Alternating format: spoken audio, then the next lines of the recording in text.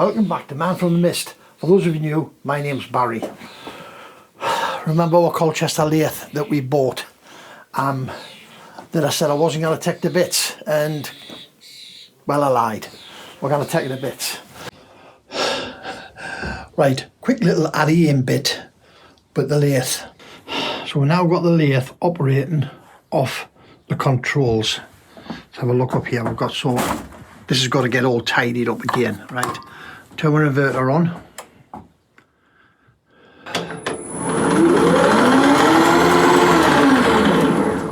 Reverse.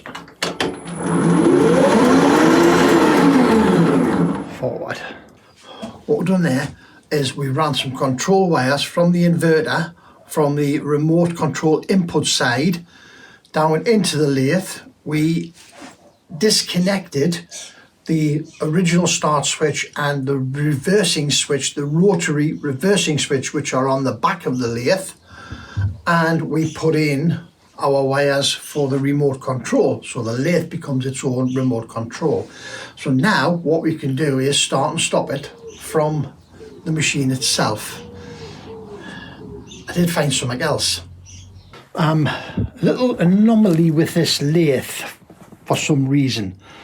When you select the feed that's bringing the saddle towards the chuck, the cross slide is coming out, not going in.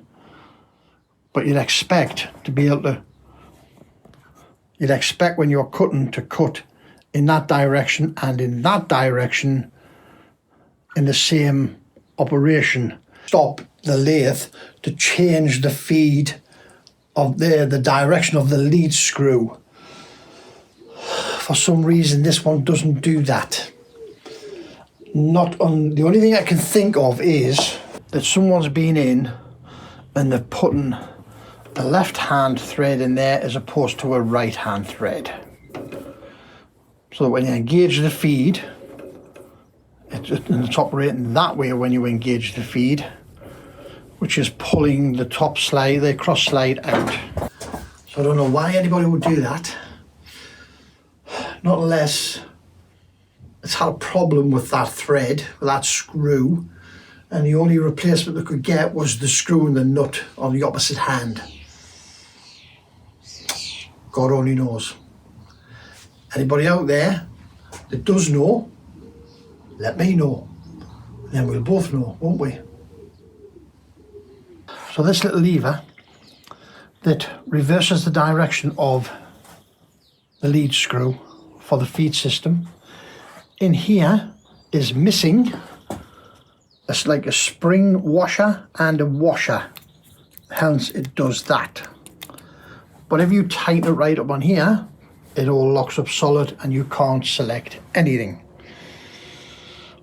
So I need to get spring washer and washer for that. So a little something else we've been doing, we cleaned out the coolant tank and the pump, but the pump is 440 volts. Got to keep nice and clean. If anyone knows how we can start and run that 440 volt pump off the voltage of an inverter, without having to buy a separate inverter for that, drop us a comment please. I think we might be able to do through capacitors to get it started, and then it'll run on 220, I think. As I say, if you know, drop us a comment please. We're going to take today, we're going to take the top slide and the tool poster bits. I have got here already, oh yeah, the cross slide. Took that off, but that was that was pretty straightforward. Yeah, we're going to take this to bits today. It wants a damn good clean. There's some bits and pieces we need to look at. Some of the oilers need replacing, and I just thought it would be interesting to pull it to bits. Now, for those of you that are regular viewers of the channel, some of you have been commenting the last couple of weeks or week, and there was a delay of 6 to 7 days for a reply because I was away on holiday. We went away in the caravan for a week down to Derbyshire, from where Lloyd Jackson and Buzz the dog live. I didn't meet them, but we're in their area, Derbyshire Peak District, little place called Matlock. Fantastic, lovely little place. Bit like the Lake District, but better, because it doesn't try and continually rip you off like the Lake District does. Great car, boot sales and all. Picked this up for £1. It is what's left of an adjustable reamer. So we can do this without putting the rest oil all over the floor. The rest of it's in there. So I got it for £1, H11, which is 15/16 to an inch and a 16th adjustable reamer. I think the poor little dear who had it didn't have a clue what it was. Having said that, it's in my cooker because it was seized solid. The top adjustment nut was unbelievably hot. I had to put it in my oil. I think it had 6 heat cycles in my oil. Still wasn't giving up, wasn't even budging at all. And I had it in my head, we'll just cut the nut off. And then, you know, you just think yourself, right, okay, one last go. We'll get the blowtorch out, we'll heat the nut up red hot. Have a go at that. Heated it up hot, stuck it on the back of the vise, big hammer, just gentle taps around to oval, not to oval it too much that it goes out of shape, but to make it move. And it came away. We've got to sort it out. Quick wire brush, back in the oil for a good soaking. Jobs are good, isn't it? Right, today, let's crack on. Let's get this pulled to bits. This is an indexing tool post.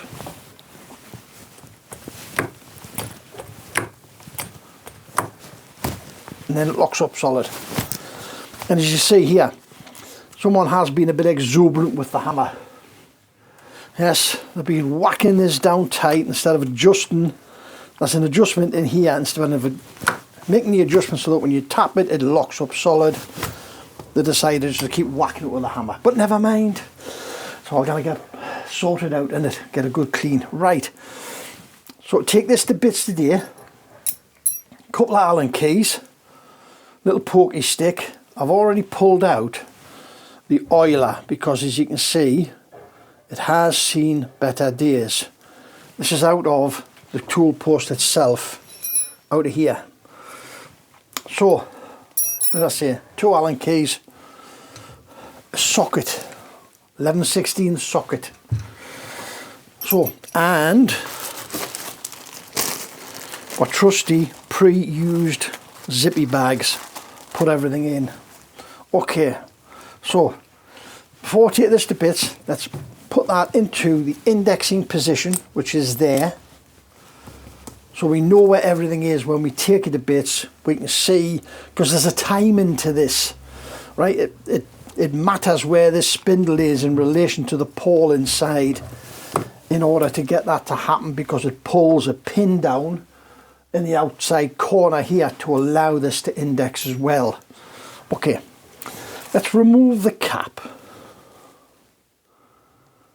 So what we've got here, this is 3/16 Allen key. We've got 3/16, 532 and 11/16. That's what we're dealing with today.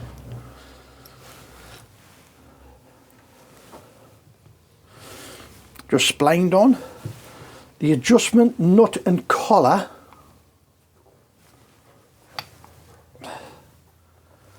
this adjustment nut is what locks the turret in position once you've indexed it. Hence, just as you're taking it to bits, just be really observant of where things come from. Let's create a bit of space here, eh? And we'll start laying things out in a bit of an order. Under here is a thrust bearing. I'll take that off. There's our thrust bearing. The bottom race. Everything's going to get a good bath here. God knows how long this has not been together for. Made in England. LT1 1-88 442 on that one there. R&M is the manufacturer. You may be hearing some extraneous noises from my neighbour next door. They're busy having some roof work done. Well, you got to while it's dry, haven't you? You got to while it's dry. Right, 532 Allen key. That must be the oiler hole. Pop it in there. Down the side here, this is like a little cam, a pole. In there, there's two balls, detents coming in with springs and grub screws. There's one grub screw out of that side.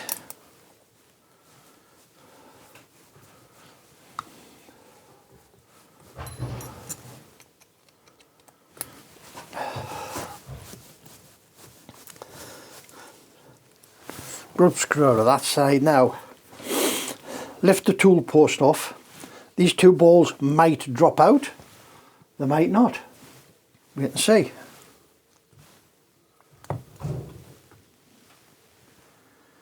Okay, they haven't dropped out, so we'll leave them in there for a second while we look at this.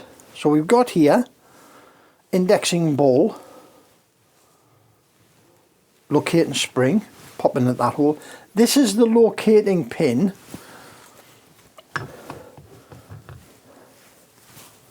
that this handle brings down.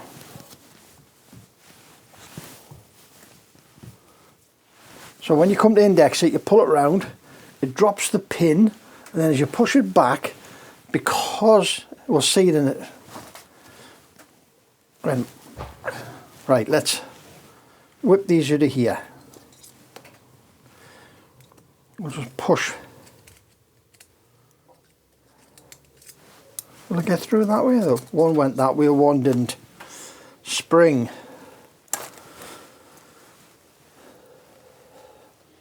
Two little balls and two little springs. Pop them there.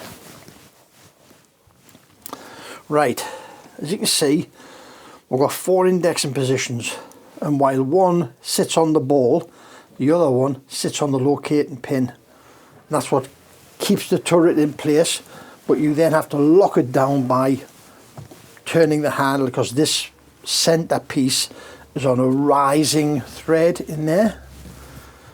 So it rises as you turn it. Okay, so now that's the pole on there. That pole, as I said, I'm trying to see if there's any witness marks on there. There's not, and it can go on a multitude of ways, so it has to fit. When putting it back together, that's got to be in the indexing position, and those little seats have to be in line with the screw hole, or the grub screw hole, for where the ball and springs come in, so they can index. Okay, take one little pole off, pop that there. Now we're going to pull the compound slide to bits, and before we do so, we're going to loosen off all the gib tensioners. So there's 3 of them in the side here, tiny little grub screws. We're not going to take them out. We're going to take them out.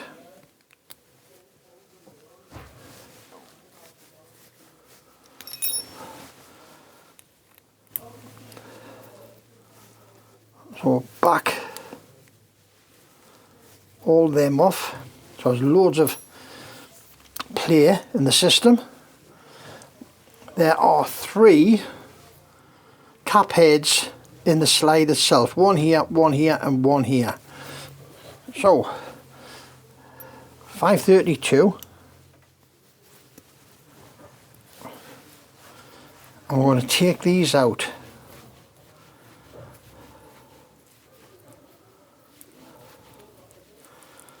Because there's a gib key in here that we need to get out. Change of Allen key. This is the better type to get the centre one out, because you've got to come through the bolt hole.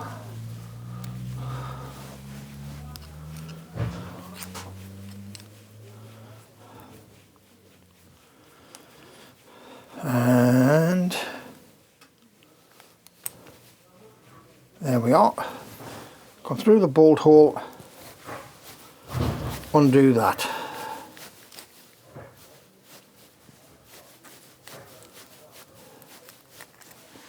And we've got a pair of tweezers to wangle that bolt out of there with. Then the other one is up at this end. When I took the cross slide off, 2 of them were broken. I don't know how they're getting broken, but 2 of them are broken. Now, can we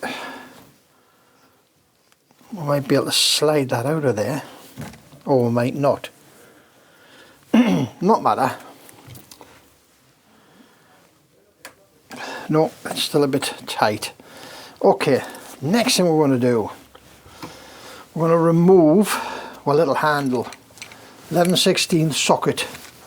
We're going to go in there and we're going to take out the nylock nut in the end.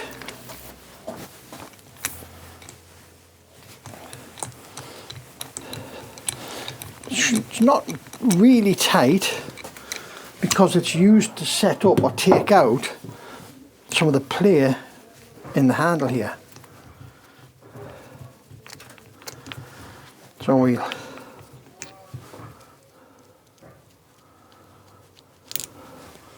pull the nut off.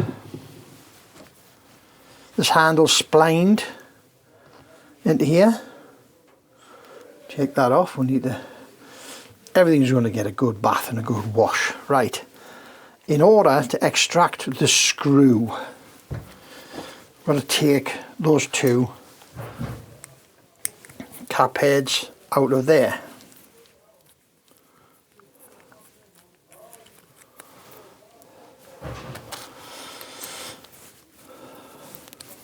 These ball end Allens are handy when you need to go in on an angle, but they can also cause a lot of damage at times. Okay,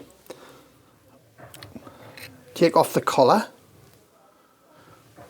What the collar does, it keeps the screw in position in there, so we now can withdraw the screw. However, this is not going to release the slides. We'll take out the screw. You'll see here is another Allen key. No, grub screw even. The grub screw holds the nut in. The nut prevents the slide from coming out. I've got the right size Allen keys here. Yes, we have. 532.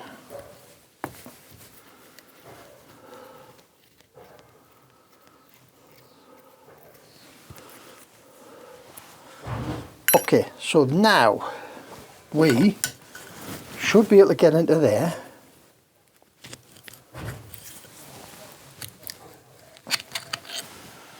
And pop the nut out. Looks like a bit of bronze. It's well greased, mate. It's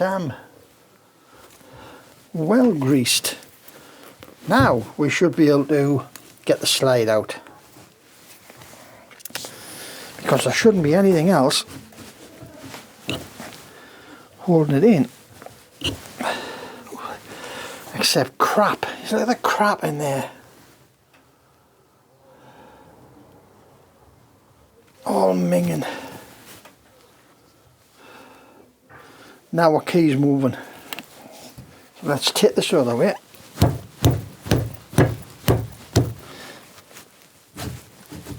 Just full of crap. Let's get a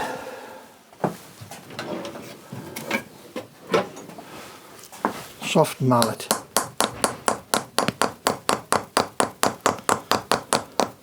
Very gently.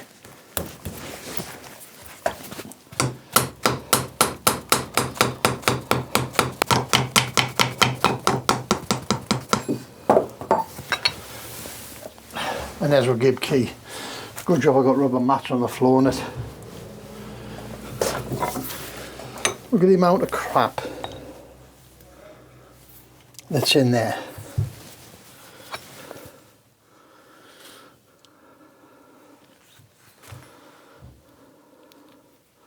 That's the spring for that release finger. If we put the handle back on,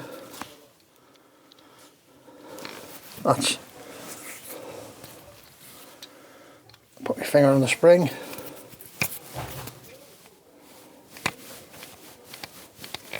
that's the indexing mechanism,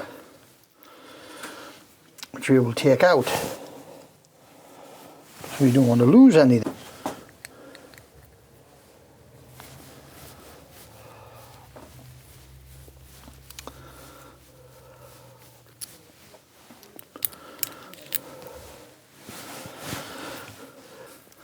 That's in its operating position, and we go around nearly one full turn and it nips, so we need to come back a turn, put the screw in when we come to put that back in position.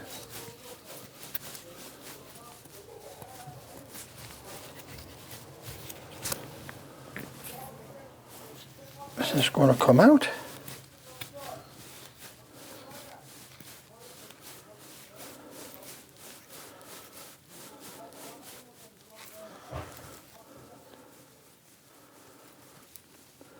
Right, I'm going to give this a damn good bath, get all the crap out of it, get all the parts washed up, have a look at them,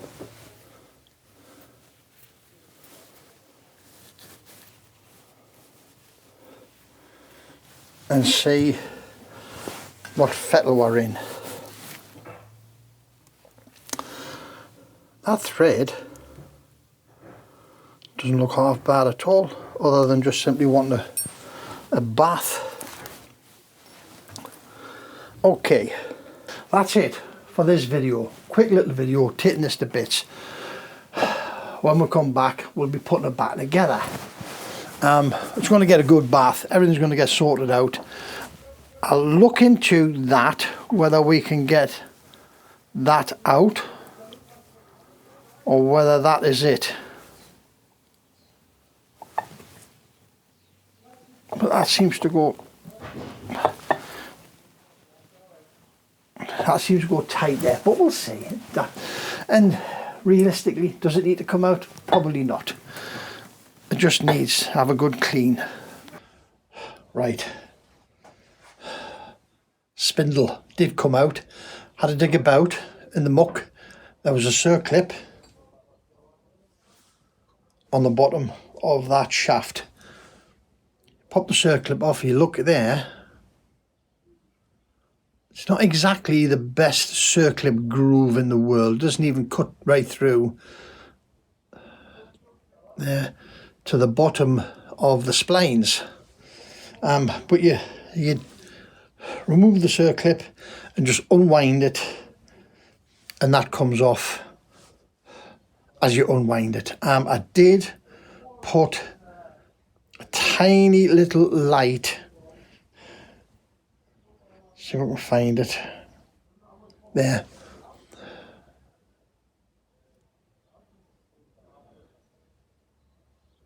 I did put a centre punch mark in there very lightly, and a centre punch mark extremely lightly on that, so we could identify the two to line the back up for reassembly. Because there is a timing thing between the shaft and the position of that, and the tension of the nut to control the lockdown. So we'll get it all cleaned. All our bits we will get onto, something to show you there. That's inside the cap here is an O-ring.